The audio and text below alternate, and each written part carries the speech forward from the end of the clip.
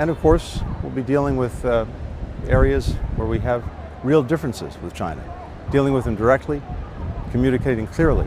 Face-to-face diplomacy matters. It's important for avoiding miscommunications, misperceptions, and to advance the interests of the American people. I look forward to productive meetings here in Shanghai and in Beijing. So Blinken's trip to China is an absolute disaster. Now, many were speculating that he was going to be the bad guy, that he'll strong-arm the Chinese, but it seems that he was scolded instead. We must understand what Blinken brought to the table during his trip. He criticized China and wanted fair treatment of US companies. But we all know there's a very big double standard here. Blinken wants a level playing field for US firms and said Beijing had non-market economic practices. He believes US companies were unfairly treated doing business there. But anyone knows that's pure projection. The US has slapped China with a ton of tax sanctions and they are trying to contain China's industrial growth. And Blinken's boss just made things worse. Biden has vowed more tariffs on Chinese steel and wants to probe their shipbuilders as well. We all know the US has been trying for months or even years to cut away Chinese exports from global consumer markets. The Chinese side was definitely unamused by this. The problem is the American approach to diplomacy. It always seems like an ultimatum. You better do this or else. And during his trip, Blinken met with the Shanghai party chief and he was issued a very big but subtle warning that the US must choose between cooperation or confrontation. Now, this is a very big bombshell. It tells us that China's done with appeasement and they're entirely comfortable with clashing with the US. If America goes ahead and wages economic war with Beijing, the Chinese will fight back. Just take a look at this picture of Blinken listening to the Shanghai boss. I've never ever seen anyone sit up that straight before. Blinken is at full attention. It looks like he's at a job interview. Blinken's literally on his toes here. The moment Blinken touched down in Shanghai, the meeting was essentially over. He's coming on the back of multiple slaps to China's face. And the biggest one is the $95 billion passed by the House. It wasn't just aid to Ukraine or Israel. A huge amount of money is heading to Taiwan. The US has earmarked $8 billion for US allies in the Indo-Pacific, which is China's backyard. The agenda, of course, is to counter Beijing. Almost $2 billion will be spent to replenish US weapons in the region, including for Taiwan as well. And that's why Blinken's trip was laughable, at least to the Chinese. You're coming to tell President Xi what to do when you're actively trying to contain China, even in the Indo-Pacific. It simply doesn't make sense. Blinken also has to explain a ton of economic restrictions. There's the TikTok ban that's coming. There's the Mexican debacle with BYD, all because of American pressure. And all these have torpedoed the trip even before he left the US. It's important to realize that China's economy isn't collapsing. After the big rise in Q1, economists have upgraded the GDP outlook to 4.8% this year. It's less than Beijing's 5% target, but it's a big U-turn for Western economists. Everyone expected the economy to collapse into chaos, but that isn't the case. Even with the horrible property crash, China's overall economy is still expanding. Industrial growth is powering everything ahead. It's keeping the Chinese economy afloat, and a big part of that is China's trade with Russia. China-Russia trade has grown from 140 billion in 2021 to over 240 billion last year. That's a 100 billion increase from pre-war levels.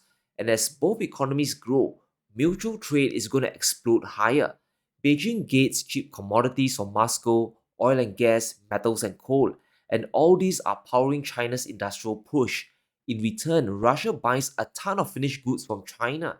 And this is what the US wants to restrict. Now, the pretext, of course, is China's support for Moscow's war machine, the claim of dual-use goods and Beijing's overcapacity. And that's what Blinken's going to scold Wang Yi about. However, the real agenda is about China setting up alternative financial systems to bypass the dollar, to bypass SWIFT completely. And if the US doesn't try to stop it today, it might be impossible tomorrow. In fact, it might already be too late. In a stunning statement, Lavrov has declared the unthinkable, that Russia and China have de-dollarized their trade almost completely. And this is a watershed moment that gives the world, especially the global south, a playbook to follow. More than 90% of settlements are carried out in their national currencies, the ruble and the yuan. Energy investments are also growing and Moscow supplying more agricultural products to Beijing. And as we said many times before, we must see Russia and China as one unified economic bloc that everything else makes sense. As they grow, they will start to influence global trade, whether it's energy or industrial goods. More trade will be done outside of the dollar.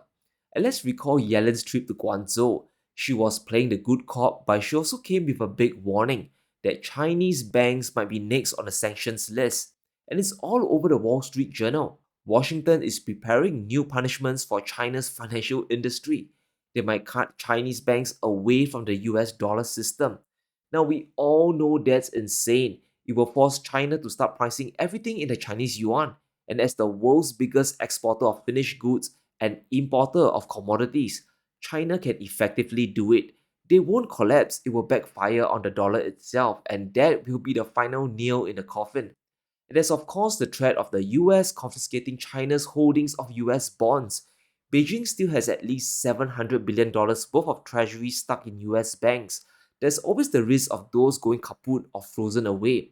But that's the risk the Chinese have to take. At this point, China has literally no choice. They are buying a ton of gold in the open market. The blue bar represents buying from the Chinese central bank. They have been buying for 17 months in a row. That's a very big signal. The PBOC is the largest buyer in the world. It's not just to store value.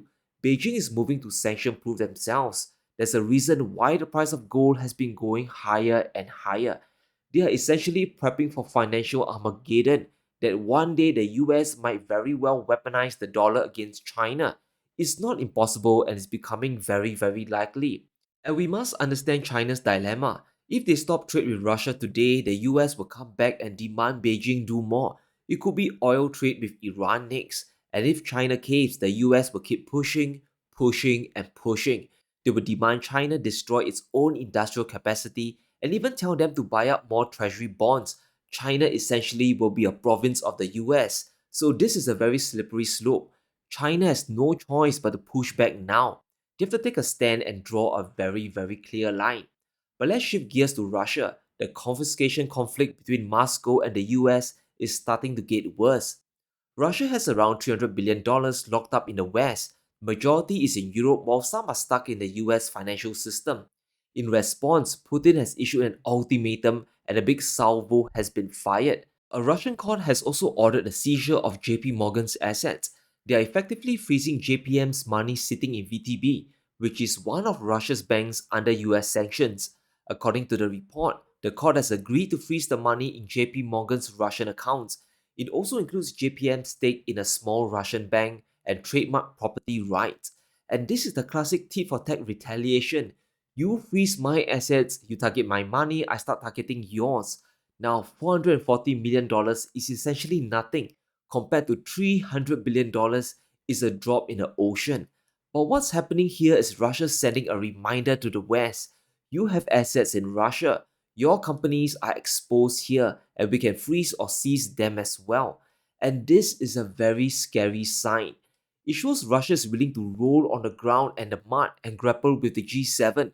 On Thursday, Janet Yellen came out with a bombshell statement that the seizure of Russia's money is likely coming. The US proposal for using the interest from the 300 billion could win broad support, and this is a solution for countries worried about outright seizure. And it's all about convincing the EU that using the assets is justified. And that's where the money is located. Over 260 billion is in Europe itself. But here's where things get interesting. The US is moving away from issuing bonds tied to the windfall profits. The idea now is to issue a loan to Ukraine. For example, if the frozen assets yield $5 billion in profits, this money will be loaned to Ukraine directly, lending the profits just like a bank. It's all about creating a new income stream to fight the Russians. According to the US, the idea of a loan makes sense.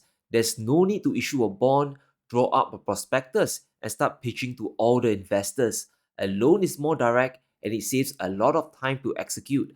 I think it's enormously clear that the US is pushing hard for confiscation. They are trying to attack the problem from all angles, and it's just a matter of time before the frozen assets are utilized. Maybe it's a loan, maybe it's issuing bonds or seizing everything. It's going to happen sooner or later.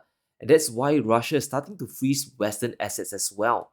Russia has realized that they've made a horrible mistake investing in Western bonds, and going forward, the Russian bid will be gone forever. And that's not good for the West. It keeps the cost of borrowing higher. Western sanctions always tend to backfire. Take the price cap on Russian oil, for example.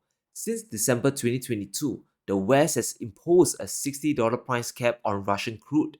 It worked for quite a while, but the situation has completely turned. Since July last year, Russia's direct selling price of euros, the black line, is well over the $60 price cap. The ESPO price, which is oil to China, is above $80, and that is the pink line. And the final selling price of euros in the market is $88. That's the yellow line here. A lot of that money is being earned from Russian vessels. Oil revenue is still flowing into the country. Some will be used for the war effort, some will be channeled to grow the Russian economy, but there will be a portion dedicated to refilling their reserves. And as we can see, Russia's forex reserves are starting to creep back up. It's heading towards $600 billion worth from the lows in September 2022. And that 600 billion that will never be invested in American or Eurozone assets ever again is going to gold, is going to the Chinese yuan. But let's circle back to Blinken's trip to China because he has just met with Wang Yi. Blinken is in Beijing and China just gave him another big warning. They are starting to push back hard. Wang Yi told Blinken that negatives between the US and China are building, and we must read between the lines here.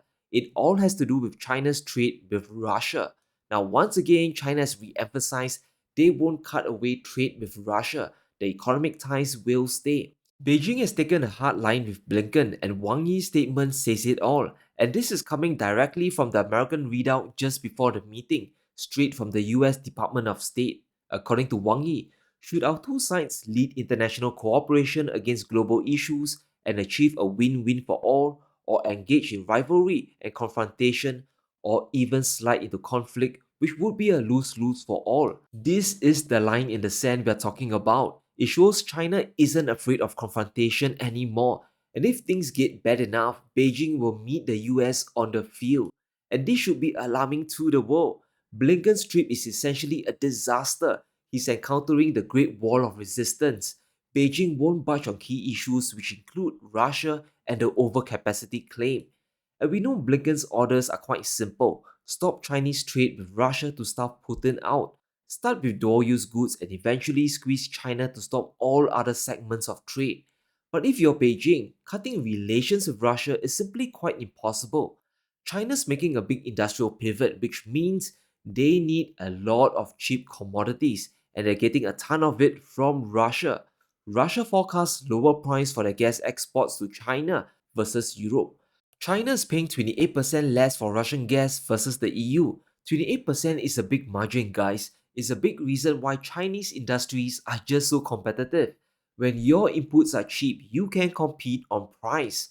And just this year alone, China's paying only $260 for 1,000 cubic meters of Russian gas. Europe, on the other hand, is paying over $320. This is a very big price gap that changes everything.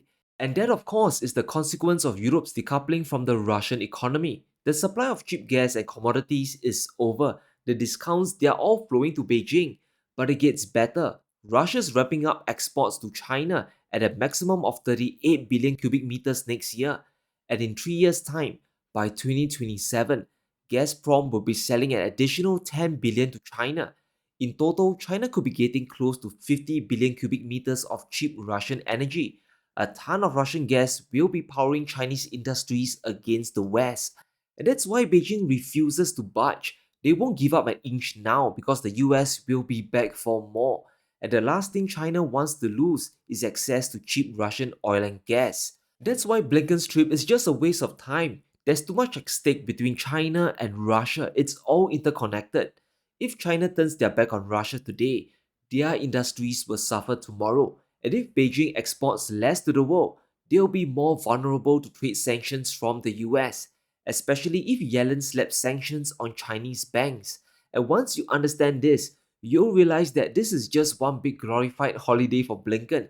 He'll enjoy the food, he'll enjoy Shanghai. However, nothing substantial will get done. But let me know what you think. Did Blinken's trip succeed? And will Russia continue freezing Western assets? Let me know in the comments below. Stay safe, be sure to smash the like button and subscribe as we navigate through these crazy times.